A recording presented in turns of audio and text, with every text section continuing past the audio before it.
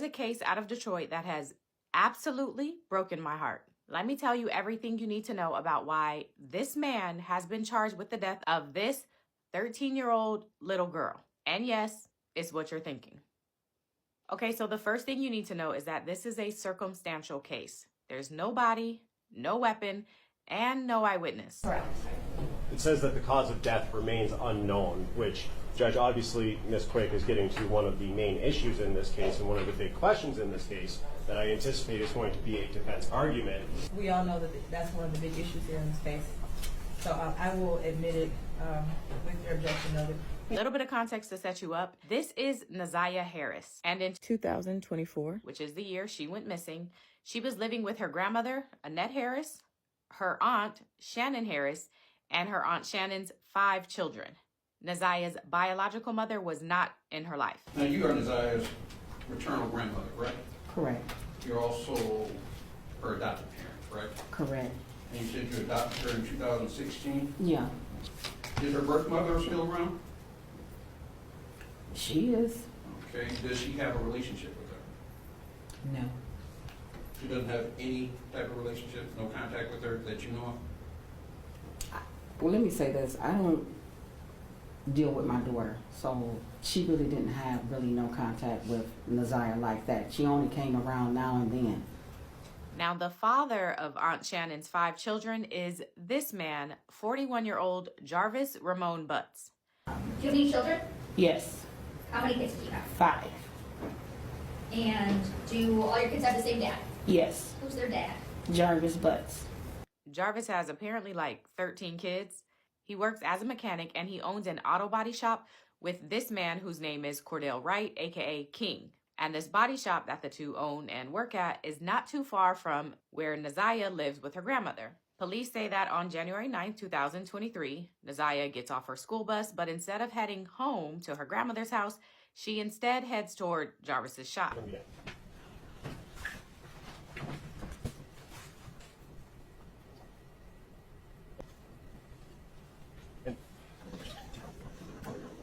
It is January 9th, 2024, 2:54 p.m. Now, before she reaches the shop, Jarvis and King see her as they are on their way back from picking up a part from the auto store. On our way back from AutoZone, I believe we forgot something. So we ended up turning back around, going back to AutoZone, grabbed whatever we forgot, came back. And on our way back, we was coming down Harper. Jarvis said, "I see my niece right there. She walking." We pulled into Angel's liquor store. I still didn't see her. He pointed across my face, said she right there. She was coming across the street at that time. She got in the truck with us. She spoke, hi King, hi Jay, and we proceeded back to the shop. We started working on the Jaguar, putting the parts back on. Now, multiple people testify about seeing a little girl with Jarvis on January 9th, the day she went missing, including Jarvis's own sister, who brought her car up to the shop that day. And what's the reason that you went and talked to Detroit police? I had reason to believe that I saw Naziah the day she went missing. Okay. From the very beginning, where is it that you think you saw Naziah? At the shop on Harbor Encounters. Okay, and whose shop is that? My brother Jarvis Butts and his partner. What's the reason you were at your brother's shop that day? Something was wrong with the car that I was driving, and I just needed him to check it out to make sure it was safe for me to drive. Okay. Do you recall about what time did you go to Jarvis's shop that day? About 4 p.m., give or take a few minutes. So I was sitting outside of the shop in my car because they were working on another car on the inside. As I sat there for the time that I was there, I kept seeing a little girl get in and out of his truck, going to the gas station and going back to his car. Do you get a look at this little girl that you see getting in and out of his car? I saw her as she was walking. I never saw her face. I just remember her having on a colorful jacket. Did you know who this little girl was at the time? No. And did you ever ask Jarvis who the little girl was? Yes. And what did he tell you? He told me, and I can't remember if it was this exact word, or he said it's my partner's niece, or he said it was King's niece. Okay, but you knew who he was referring to? Yes. Okay. Did you think anything of it at the time? No. Okay. Okay, and what is it that made you think something different? I received phone call, a video call from one of his kids' mom. She told me about some things that happened on Valentine's Day, and then she sent me a video of a podcast about my brother. So, based on those, do you go and talk to someone else? Yes, Okay. Who do you go and talk to? his partner, King. Okay. After I mentioned to him that I had only saw my nieces and one particular little girl, he then told me that that was Neziah that I saw that day, and I was there. What is it that you did after speaking with King that day? I called Shannon Harris and I asked her for Sergeant Jones' phone number. Okay. And,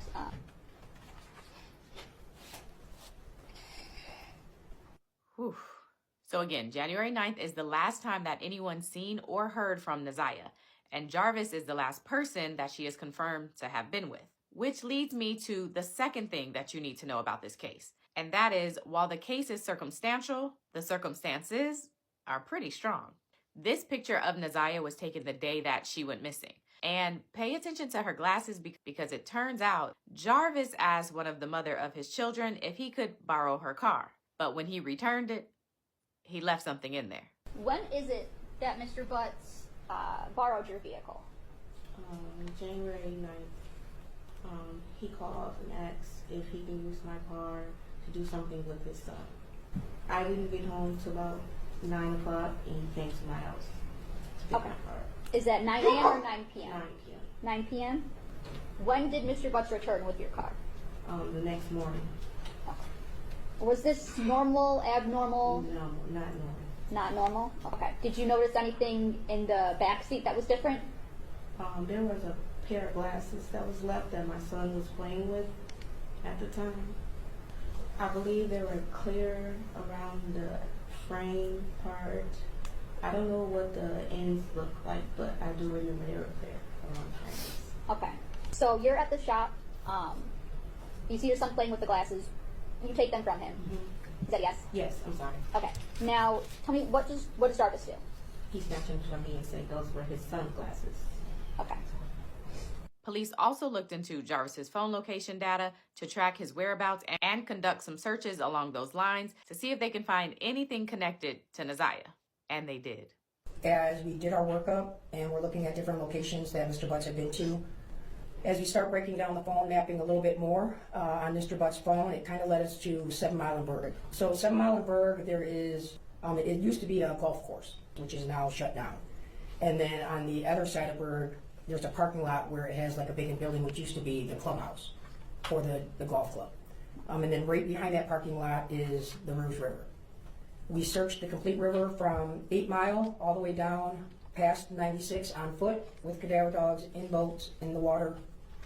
What evidence did you find? We collected a pink jumpsuit, like bodysuit style, and then a black hoodie that had a pair of white headphones in one of the pockets, some gloves, a towel, and a pair of red, black, and white gym shoes. That is one of the black, red, and white gym shoes that we collected from the wooded area. That is the black jacket that was collected. It is towards the front of the photograph, kind of behind that tree branch. So yes, that is the paper and the pair of headphones that was recovered from that pocket. So that's going to be the hood of that hooded jacket. We noted that there are several holes in the jacket of unknown origin. That is the pink jumpsuit that we recovered. So how close was the Rouge River, I guess, to the area that you were searching? So there was a large parking lot just off of the west side of Berg, and then there was an embankment leading down to the river. I would say less than 500 feet. Come back for part 2 of this recap. Welcome to part 2 of the recap on what happened with Neziah Harris. Now, the last thing I want to point out concerning these circumstances is that police also believe that they have a motive. Here's a little bit of Neziah's aunt Shannon testifying about some of that. Can you kind of describe the relationship between Neziah and Jarvis? Should be just the uncle and the niece relationship, no more than that. And to fast forward, on January 21st, 2024, Officer Gardner came to pick up Neziah's tablet. My mom asked me to put it on the charger. I put it on the charger. The tablet, before the tablet was picked up, I looked inside to this tablet. So the first thing I went to was Instagram, which I was scrolling. And I seen Jarvis Butt's Instagram page. I clicked on his page and I seen 2 messages. Were the messages of a sexual nature? No. Okay. It was 2 sent pictures, but you can't really make anything out. It wasn't nothing there, but you know, it was a picture was sent.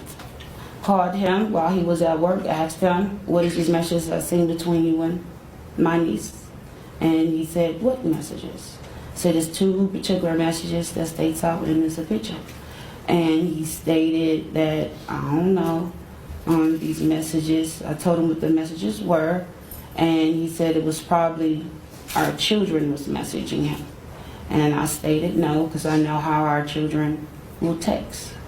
All right, now this is your warning.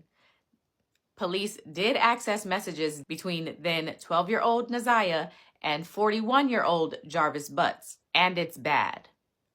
Really bad. September 27, 2022, 1:54 a.m. She has sent a message, where are we doing it at your choice?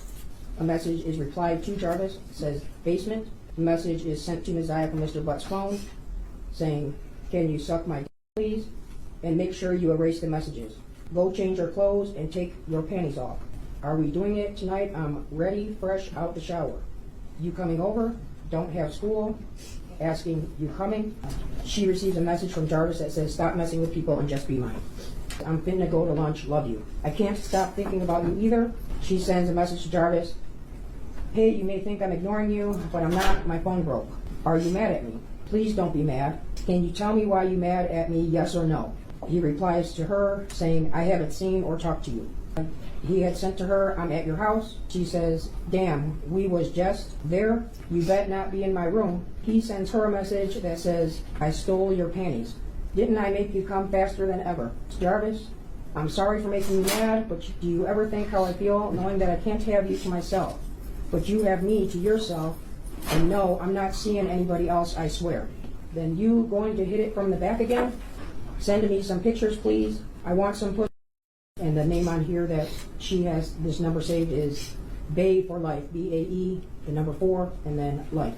Are you naked yet? Come on, Bae, I'm sorry, just not in the mood right now, I'm sorry. I didn't sneak out for nobody, I swear. I know you're having a rough day, but I swear I'm not lying. Why won't you believe anything I tell you? I'm not like other girls, there is no need for me to lie to you. The meaning is, you're mine and mine only, and all you're mine and will stay mine. Go take them panties off. He sends a message to her that says, I'm trying to, can I get my dick sucked today? I just want your body on mine. We doing something or what? At 0123, she replies, I want to lay with you. He replies, I'm going upstairs. She sends, okay, Shan going up there too. Give her some so she can shut up and leave you alone. She only acting like that because she's horny. Come downstairs so I can sit on it real quick. You was right, it hit different outside. Do you like your girls skinny? That's messed up because I was gonna f the shit out of you. I still want you to do it. August 4, 2023 at 22:07 hours, Naziah sends to Jarvis. Shan and Nana left. Jarvis replies, okay, what you saying? Naziah then replies back, what you think I'm trying to say? I want to try something. A threesome. You down for it? Thinking about you. My period haven't came at all. Hello, you there? It have not came. Jarvis replies to her, since when? Since I was in the hospital. That was last month. I'm scared. I don't know IDK. What to do? I have to go to the doctor's TM for tomorrow. You said that you took a pregnancy test and it was negative. She replies, it did. Jarvis then replies, so go get another one. I can't. I have no money. 1443, she says, you ain't scared to get a plan B. Get a pregnancy test and bring it later today. Just act like you have to use the bathroom. 1456, Jarvis replies to her with, okay. September 27th, starting at 21:26 hours, Naziah sends, but are we still on for Friday? Jarvis replies, yes. What we doing though? At 21:49, she sends back, Jarvis replies, seriously? Naziah replies, yeah, what else we gonna do? Jarvis replies back to her, where? It now jumps to October 21st at 19:05 hours, Naziah sends, hey babe, I need that plan B today. Jarvis sends her the letter Y. And now jumping to November 27th.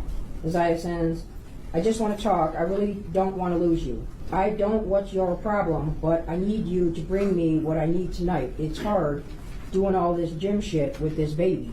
And if I don't do them, I'm going to get a F. January 9th, 2024 at 14:21, Isaiah sent to Jarvis, don't forget, be there before 3. I will let you know when I'm leaving the school. If you're not there, I will wait. Send okay if you've seen the message so I can delete your number. Jarvis replies, okay, and those messages were deleted. There was no further communication between Isaiah's text number and Jarvis's number after January 9th, 2024, 1 year ago today. Yes. All right, so all of that leads me to the final thing that you need to know about this case, and that is that it hasn't gone to trial yet. Everything I just showed you is from the preliminary hearing. A preliminary hearing is when prosecutors get to present their witnesses and evidence in front of a judge, and that judge gets to determine if there's enough probable cause that this case should go to trial. And that's what happened for Jarvis. The prosecutors presented everything that I showed you and more to the judge, and not only did she determine that this case should absolutely go to trial, she also had some words for all of the adults that were in Naziah's life. I have to speak on Naziah Harris and the community who failed her. From what I have heard over the last 4 days and 5 days total is that several people failed her. I don't know where her mother is. I don't know anything other than that she was forced to live in a home where she was not protected or given adequate attention and love. I don't know where her father is. I don't have any mention of him in her life, no presence. To Cordell, aka King, and all the men who saw Jarvis Butts hanging out and always around these young girls, including Naziah, and his 9-year-old daughter going up to the shop to clean up the shop. There's no mention of CPS, but I wonder what their involvement was over the years, because this was not just a 1-year thing. There are text messages at least from 2022. To her adoptive grandmother, Annette Harris, whose testimony, in my opinion, was very questionable.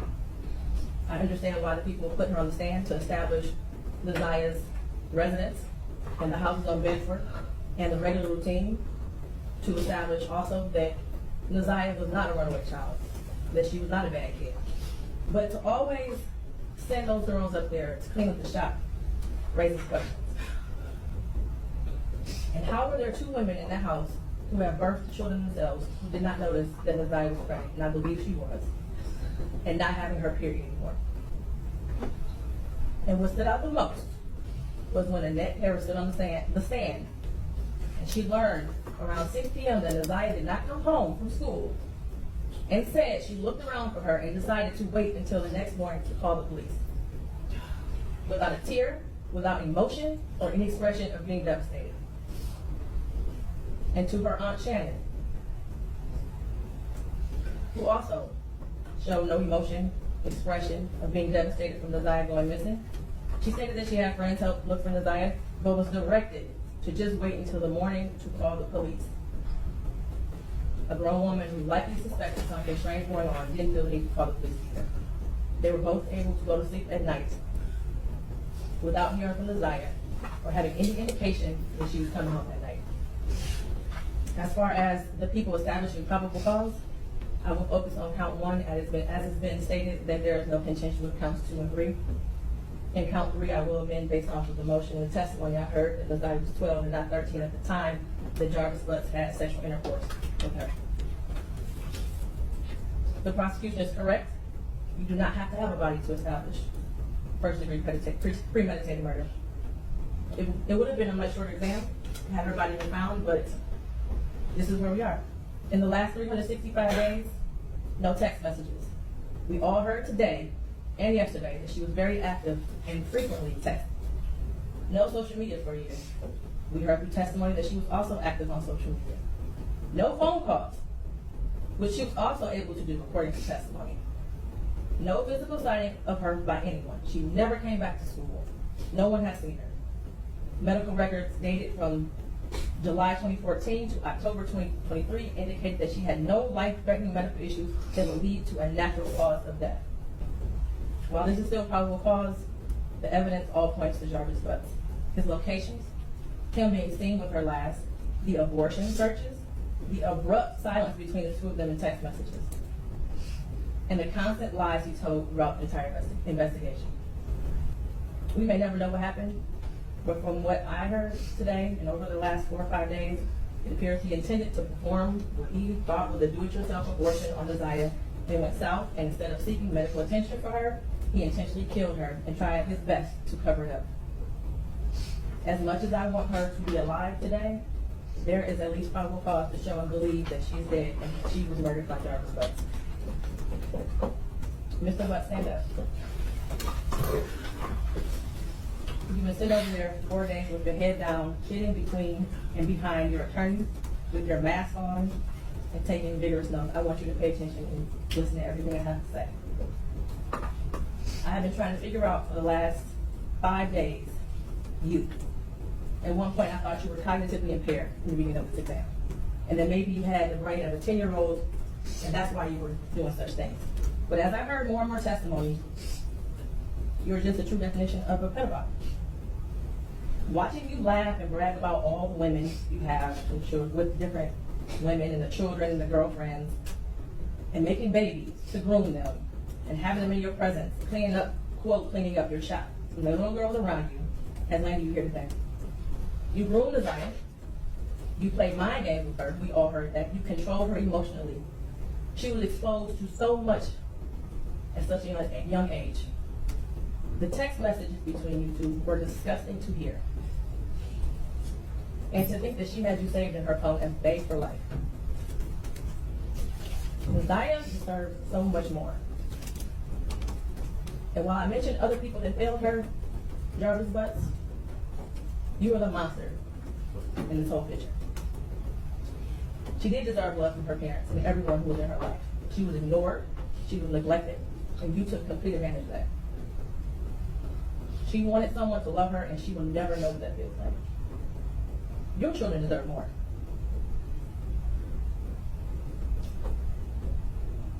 As much as the defense counsel has raised issues on count 1, all that has done is raise the question of fact for the trier of fact, which means that this will be for a jury or a judge to hear at Third Circuit. I pray for the healing of all the victims and the young girls and possibly boys who have come into contact with you. As a community, we should look at this case as a prime example of how much work we have to do when it comes to protecting our children and especially our black girls. I pray for closure and healing for all those who have been traumatized by you. And for you, Jarvis Butts, I wish you a speedy trial and that justice be delivered. Your bind over date is January 16th at 9 o'clock a.m. Anything else for the record? I'll be interesting.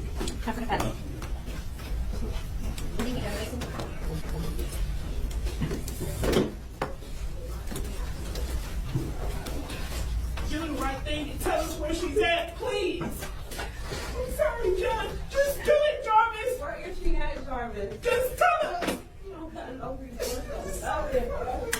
John, I'm sorry. I'm not trying to disrespect your court.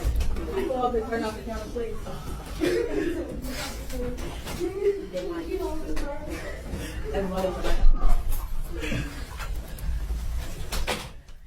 And this is why I can't do cases about children, because it is infuriating. Okay, so next up will be Jarvis Butts' trial. There isn't a date set yet, but I'm sure it's coming soon. And in the words of that judge, I wish for a speedy trial and for justice to be delivered.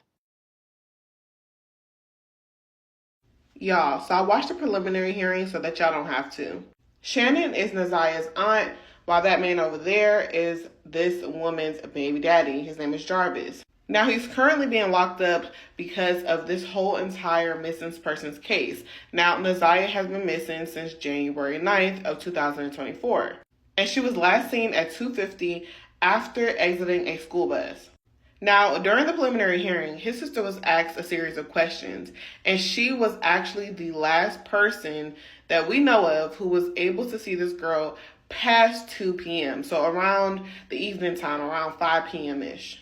And they were actually at this alleged shop. He's a mechanic. He also had a partner, I believe his name is King, and they worked together on cars. His sister had no idea who that little girl was, but just saw her going back and forth to his car while he was working on other vehicles. The sister also went to purchase something from a convenience store next to the shop, like a gas station, and saw the girl there as well. She later asked her brother, and her brother said, "Oh, that's my partner's niece," or whatever. And, it just went over her head. However, in this line of questioning, we got to know that Neziah and her mother were estranged. Neziah was living with her grandmother, and that was from around the year 2016-ish. From then, she was staying with her grandmother and some of her other cousins as well. And you can kind of see it's a little odd in this picture as well, maybe because she's older, but just seeing the distance between them is kind of odd. Now, there are a plethora of text messages that I will be showing between her and Jarvis. Now, just a FYI, Jarvis was a registered offender, okay? So he's been to jail for the things, and his baby mama, yes, Shannon knew, and she still decided to have 5 kids with this man. Yeah.